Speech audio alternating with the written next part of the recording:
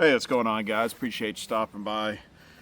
So, today I want to talk a little bit about the continued conflict with Iran and the SPR and what the future may hold due to the Strait of Hormuz being closed or very close to being closed.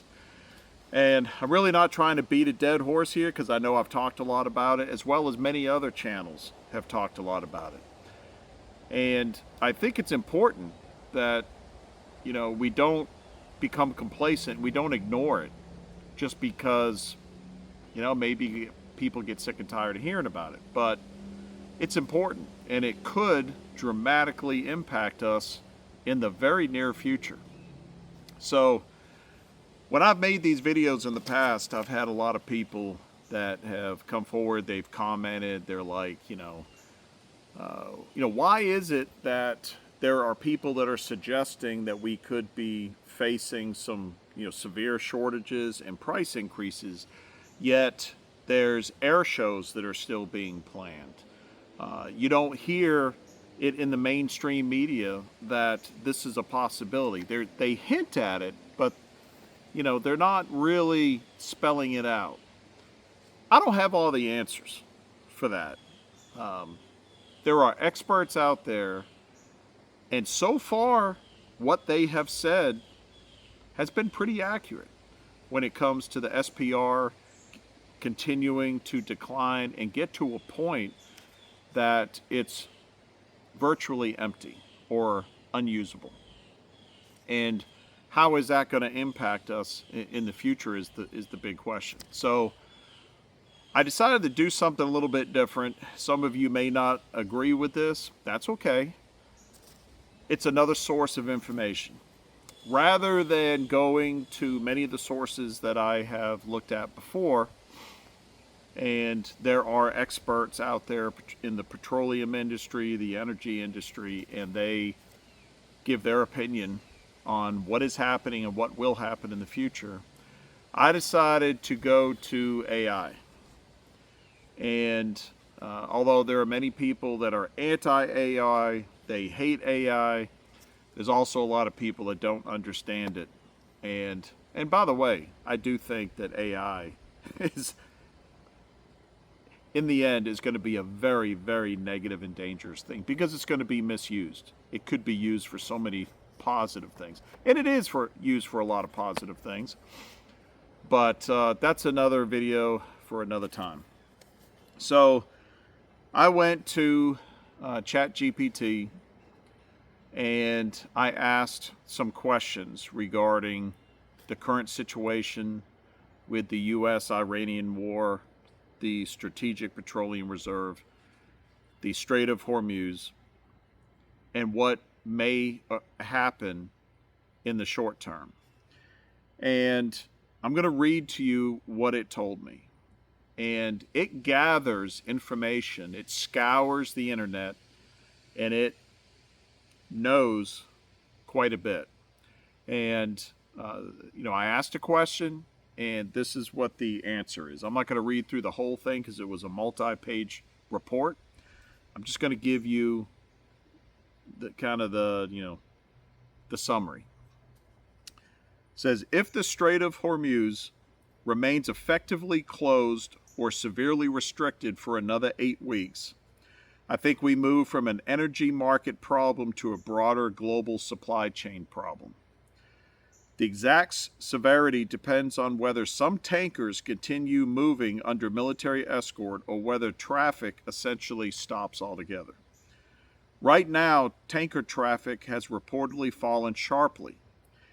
Insurers are charging much higher premiums, and many shipping companies are avoiding the area altogether.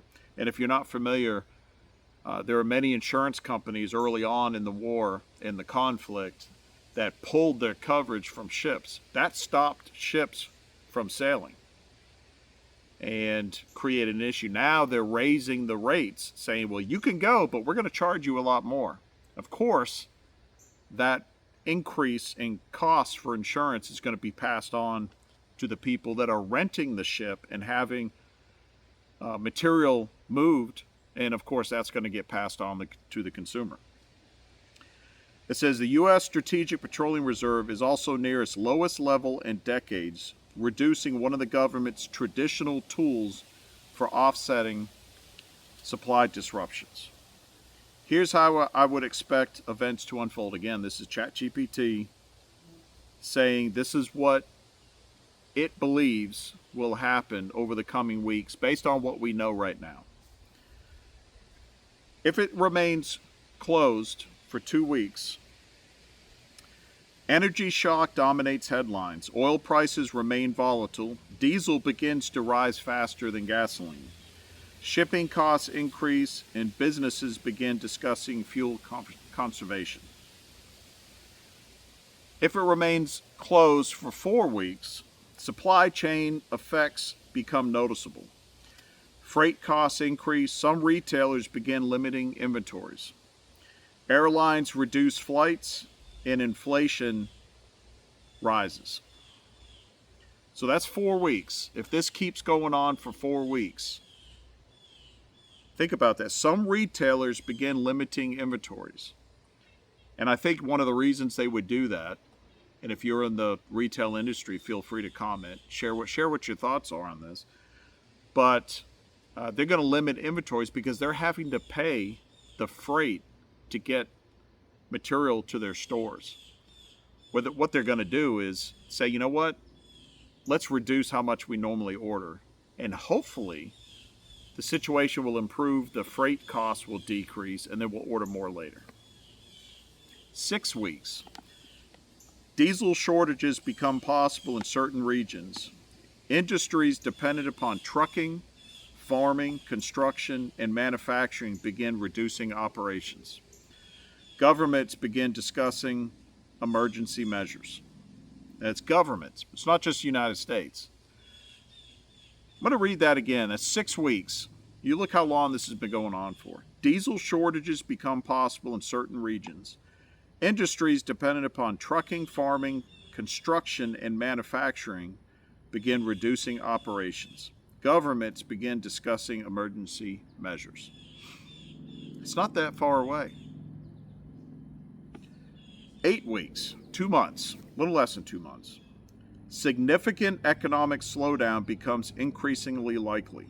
Higher unemployment in transportation and manufacturing sectors. Consumer shortages become more visible if fuel availability continues deteriorating. One more time. 8 weeks. Significant economic slowdown becomes increasingly likely. Higher unemployment in transportation and manufacturing sectors. Consumer shortages become more visible if fuel availability continues deteriorating. So that's a summary of what it's saying. And I will I just got this and wanted to do this video. And when I think about that, it's 2 months. What are the chances, do you think? And comment below and share what your thoughts on how much longer this Iranian conflict is going to go on for. How much longer is the strait going to be closed or severely restricted? I think it's very possible it could continue for another 2 months. As of this recording, we have had, I believe, 8 or 9 days straight of the U.S. bombing Iran every night. And it doesn't seem like it's going to lighten up, I would say, at least within the next few days. And we also, unfortunately, just had a couple of U.S. Military members lose their life due to an attack. From what I understand right now, things could change, due to an attack from Iran, I believe in Jordan. So while we heard weeks ago that Iran's military was basically done, they didn't have anything left, that certainly doesn't seem to be the case, and continues to not be the case, because they are striking numerous countries in the region.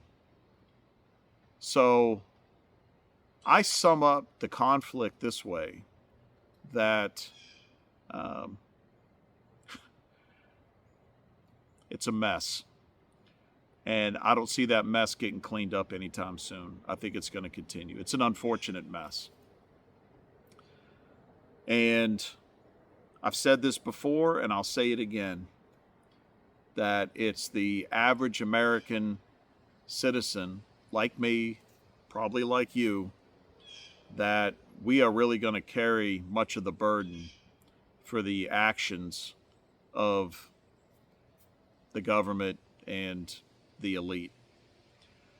So, not going to go into the political space or political rant here. I try to look at facts and data, and this is what I'm seeing. And the reality is there's nothing we can do about it. You know, we just continue to live our lives. We go to work, we pay bills, and we can prepare. And based off of what continues to happen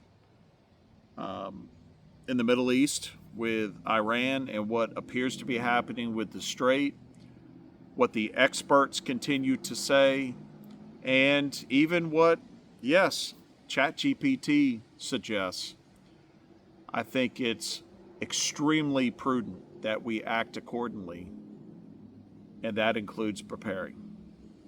So you don't need to get scared. You don't need to panic. You need to prepare and do what you can. If that means going to the store and just getting a couple of extra cans of food and a bag of rice, then that's what you do.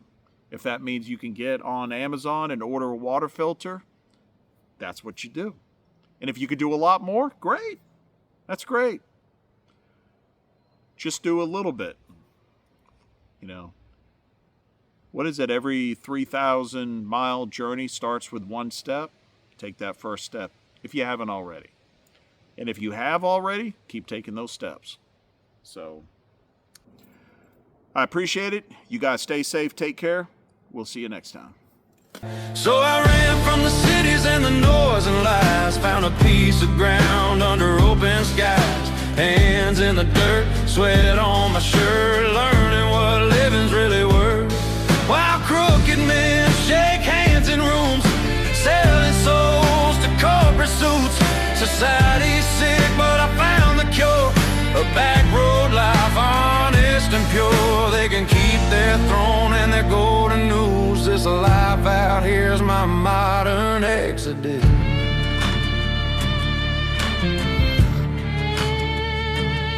I traded screens for a sunrise, calloused palms, blisters, pride, planted seeds where hope was.